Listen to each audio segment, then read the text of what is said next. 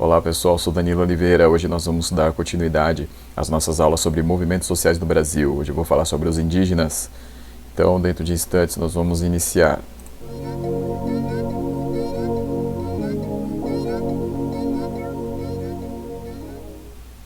Pessoal, então é o seguinte, a gente vem nessa sequência sobre movimentos sociais no Brasil. Hoje eu vou falar então da situação dos nossos povos originários, que começa aí desde que nós temos a chegada dos portugueses ao Brasil, né? Porque vai se dar essa relação aí de conflito que vai durar séculos, né? Que vem até hoje.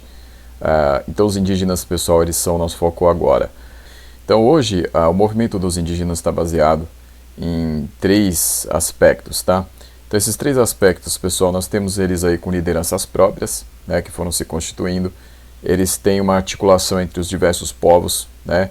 Eles têm também o apoio de entidades, tá? Então eu vou postar um texto aí que fala mais propriamente sobre isso, tá? Vou postar alguns artigos, um deles fala sobre essa questão aí de como foi se dando esse movimento indígena. Muito marcante esse de conflito hoje em relação aos indígenas, pessoal, é a questão da demarcação das terras, né? Isso é muito polêmico, né? Porque é um direito assegurado na Constituição brasileira, tá? Mas o que acontece é um conflito em relação aos grandes fazendeiros, que muitas vezes não querem respeitar aí o direito dos indígenas, né, a demarcação de terras como povo originário, né? Então esse é um dos problemas. O problema, pessoal, é a questão do racismo cultural, que é chamado de novo racismo, né? Porque a questão dos indígenas serem cada vez mais enquadrados numa ideia de que eles precisam ser da mesma forma que os brancos, né? Então quando se fala que se precisa integrar o indígena na sociedade branca, na sociedade cristã, descendente aí dos europeus, esse é o problema que está aí colocado, né? Porque não se respeita a questão aí do direito dos indígenas de terem a sua própria cultura, né? Então é como se fosse uma obrigação eles terem a cultura do branco, né? Então quando o índio, por exemplo, usa a internet ou usa roupas dos brancos, então imediatamente já se pensa, bom, se eles fazem isso, então eles têm que ter o resto, né? Eles têm que ser incluídos, integrados aí de qualquer forma na sociedade branca, né? E é um grande problema, né? Porque acaba se colocando como se fosse uma obrigação eles abandonarem os outros costumes que eles têm em função aí dessa integração, né? Então esse é um dos problemas. A gente precisa falar um pouco aí da história do movimento indígena, a questão aí de como os indígenas foram sendo abordados aí desde a chegada dos portugueses à América, né? Então, pessoal, os indígenas na colonização, eles vão ter uma posição aí, vão ter um tratamento muito ambíguo por parte dos portugueses. Pessoal, é que a metrópole portuguesa em si, ela considerava a liberdade dos indígenas. Mas, apesar de garantir a liberdade dos indígenas, a coroa portuguesa vai permitir a escravização em alguns casos, principalmente quando os povos eram considerados inimigos, né? Então, quando os portugueses encontravam ali algum povo que não era afeito a ter uma relação ali com eles, eles poderiam então escravizar. O problema aí porque muitas vezes os colonos aqui no Brasil vão ultrapassar as ordenações dos portugueses, né, da coroa portuguesa. Então, às vezes eles vão praticar a escravidão sem consentimento da coroa portuguesa, né? E, lógico, nunca vai se ouvir aí os indígenas nessa história, né? Então sempre essas estipulações são colocadas de cima e os indígenas não são ouvidos, né? Marcante aí no Brasil, nessa questão aí da colonização envolvendo os indígenas, né? Essa questão da escravização ou não, vai ser o conflito entre jesuítas e bandeirantes. Então o que acontece, pessoal, é que os jesuítas, quando vêm para cá, eles têm aquela campanha de conquistar mais fiéis, né? Então eles têm aquela ideia de que vão conseguir conquistar, vão evangelizar as almas dos indígenas. Só que tem um momento que os jesuítas, eles começam também a escravizar os indígenas, né? E aí vai se gerar uma disputa com os bandeirantes. Acontece é que os bandeirantes vão disputar essa mão de obra com os jesuítas, né?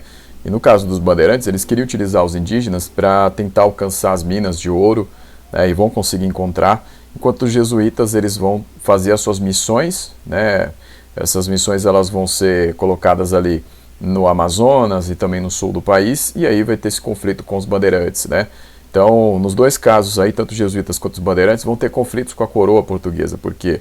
Porque eles não vão respeitar aquela estipulação da realeza de que só em caso de povos inimigos é que podia se escravizar, né? Então eles vão escravizar indiscriminadamente. Então, com as ideias iluministas que vão começando a tomar conta da Europa aí no meio acadêmico, letrado, Portugal também vai ter reflexo disso no Marquês de Pombal. O Marquês de Pombal, que vai ser ministro de Portugal aí durante décadas no século XVIII, ele vai expulsar os jesuítas no Brasil, a partir aí de um atentado contra o rei português, que vai se dar ali mais ou menos na metade do século XVIII. Ele vai usar isso como justificativa para expulsar os jesuítas aí das terras, das colônias portuguesas, né?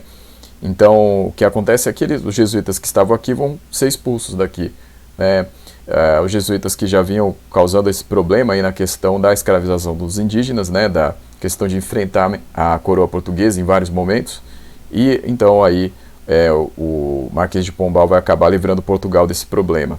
No século XIX, com a chegada da família real no Brasil, Dom João VI vai estabelecer a guerra aos índios bravos. Então essa vai ser a política do Dom João VI em relação aos indígenas. Então em 1808, ali fugindo da expansão napoleônica, Dom João VI vem com a família real para cá, e esse vai ser o tipo de tratamento que ele vai dar para os indígenas, né? Então muitas mortes vão acontecer, né, de povos indígenas aí na época do Dom João VI, com base nessa questão aí dos índios bravos, né? Como ele considerava. Então os índios muitas vezes reagiam à invasão das suas terras, também ali tentando se defender, e vão acabar morrendo aí muitas vezes. José Bonifácio, pessoal, que vai ser uma figura importante aí do período da independência no Brasil, ele vai ter uma forma de tratar a questão indígena, que é a questão da miscigenação. Então, para ele, não se poderia utilizar meios violentos para integrar os gentios, né? Os gentios, a forma aí como se falava dos indígenas na época, mas então se utilizaria a miscigenação para se integrar esse indígena, né? Mas a questão aí no fundo era alcançar as terras dos indígenas, né?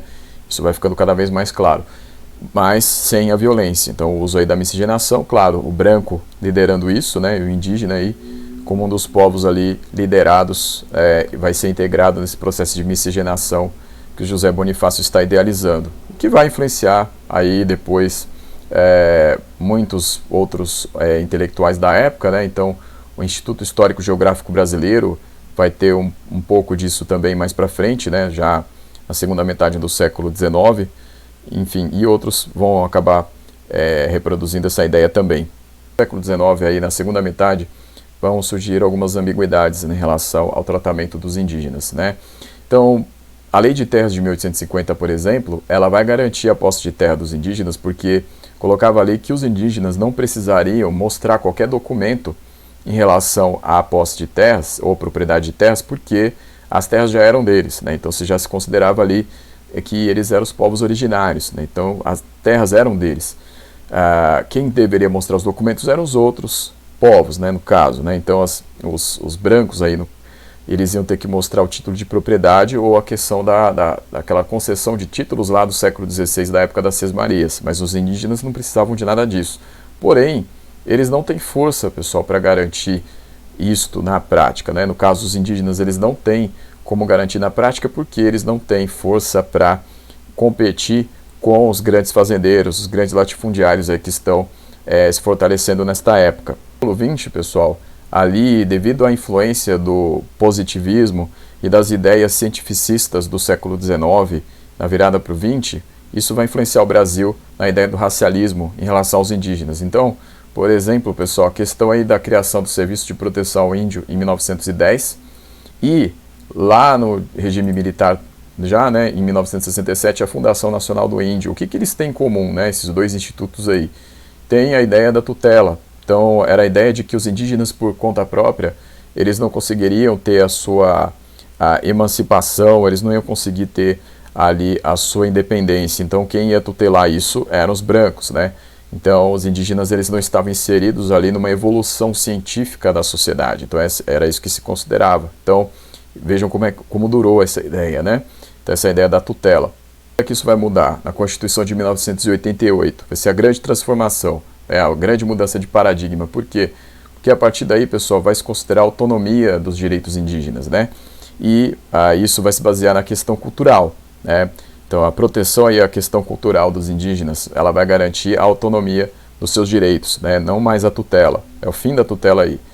E, além disso, a proteção territorial, que vai fazer com que os indígenas possam criar o seu meio de vida, recriar o seu meio de vida, né? Que estava ali bastante castigado em relação aí ao que foi acontecendo durante os séculos de colonização e aí de formação do Brasil. Então, pessoal, nós teremos aí, como eu falei lá no começo, várias lideranças nos anos 80, né, que vão aparecer. Então, esse aqui, por exemplo, foi o Mário Juruna, que foi o primeiro deputado federal indígena no Brasil, né, que acabou assumindo em 83 pelo Rio de Janeiro, e aí foi até o fim de 86, né. Outras figuras iam aparecer também na história aí recente, por exemplo, Ailton Krenak, que tem um discurso ali histórico na Câmara dos Deputados, na época da Assembleia Constituinte para a Constituição de 88. Hoje o que mais se destaca é o Cacique Raoni, que é uma figura famosa internacionalmente. Então os indígenas eles foram construindo lideranças, foram tendo essa integração entre os povos e o apoio de entidades. O delicado falar que o Estado apoia os indígenas porque, como muita gente já deve ter visto nos noticiários, os indígenas eles são alvo aí de várias perseguições, as suas terras elas sofrem um processo ali de problemas na sua demarcação. Então os indígenas eles vivem uma situação complicadíssima hoje no Brasil nessa questão aí de garantia dos seus direitos. Isso que eu tinha para falar nesta aula aqui. Na próxima aula a gente vai voltar com outro assunto. Então, por enquanto, é isso. Obrigado.